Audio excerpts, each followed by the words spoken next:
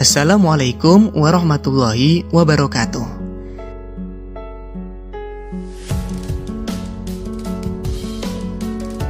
Sekarang kita akan belajar pelajaran kedua,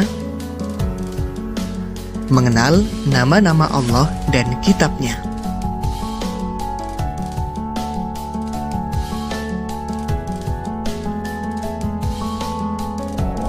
Mari belajar subtema 2, mengenal kitab-kitab Allah. Perintah beriman kepada kitab-kitab Allah.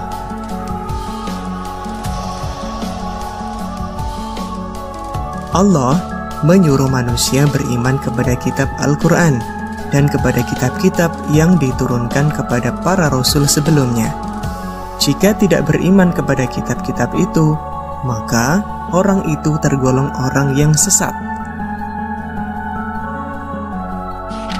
Bagaimana cara kita beriman kepada kitab-kitab Allah?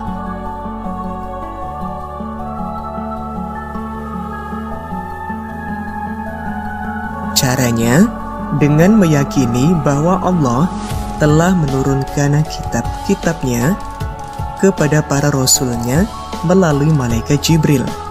Kitab-kitab tersebut harus dijadikan pedoman hidup untuk menuntun dan mengatur cara kita bersikap dan berperilaku, guna mencapai keselamatan dan kebahagiaan hidup di dunia dan akhirat.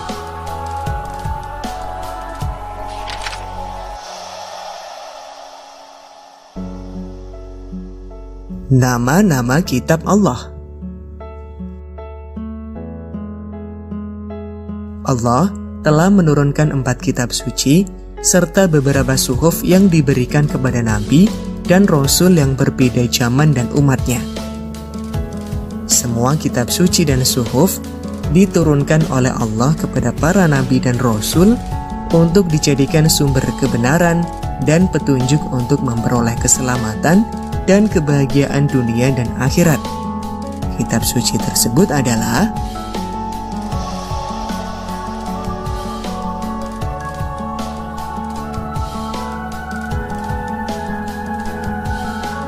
yang pertama, kitab Taurat.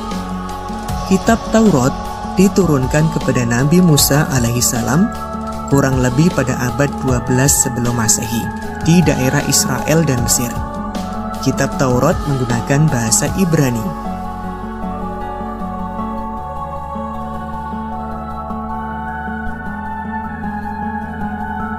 Yang kedua, kitab Zabur. Kitab Zabur diturunkan kepada Nabi Daud alaihissalam ketika beliau menduduki tahta sebagai Raja Bani Israel pada abad 10 sebelum Masehi.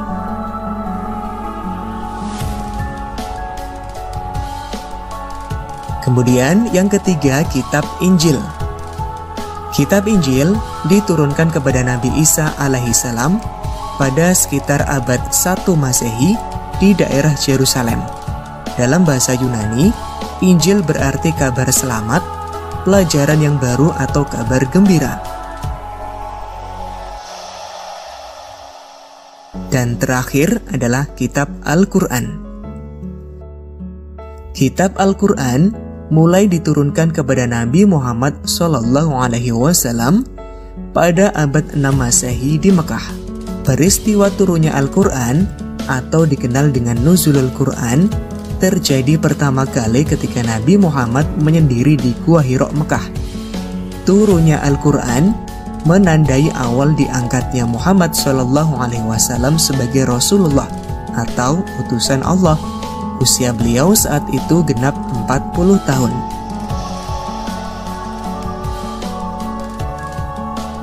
Al-Quran terdiri dari 114 surat, terbagi dalam 30 juz dan 6.236 ayat. Al-Quran diwahyukan selama 22 tahun, 2 bulan, dan 22 hari.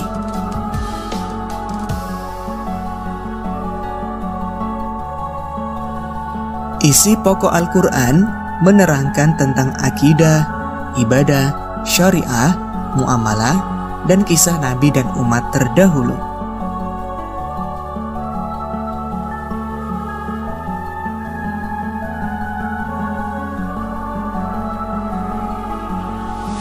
Al-Quran menyempurnakan seluruh hukum-hukum Allah yang terdapat dalam kitab-kitab yang diturunkan sebelumnya.